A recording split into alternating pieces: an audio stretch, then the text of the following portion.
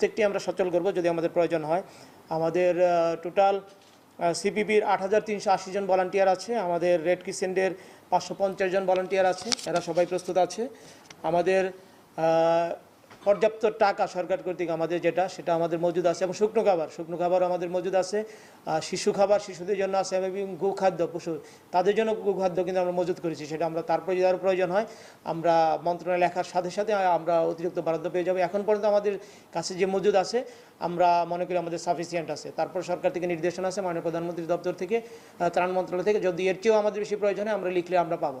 আমাদের আশ্রয় কেন্দ্রগুলো যখন আমাদের সবচেয়ে যারা সমস্যায় পড়ে, আমাদের আশ্রয়ন কেন্দ্রগুলো যখন লোকজন আসতে চায় না, তাদেরকে অনেক সময় আমাদের জোর করতে হয়, আমরা তাদেরকে বোঝাতে থাকি।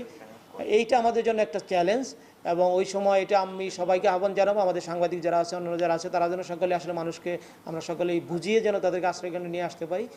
আর আমাদের ইউনিয়ন পর্যায়ে যত আমাদের সরকারি কর্মকর্তা আছে, সরকারি দপ্তর আছে, আমার ইউনিয়ন ভূমি অফিস আছে, ইউনিয়ন পরিষদ আছে, এবং আমাদের জেলা যতগুলো দপ্তর আছে প্রত্যেকের ইউনিয়ন পর্যায়ে আমাদের দপ্তর আছে, তাদের প্রত্যেককেই আমরা সজাগ থাকতে বলবো। এবং যদি আমাদের জরুরি পরিস্থিতিতে অবশ্যই আমরা ছুটি আমরা অবশ্যই আমরা কেউ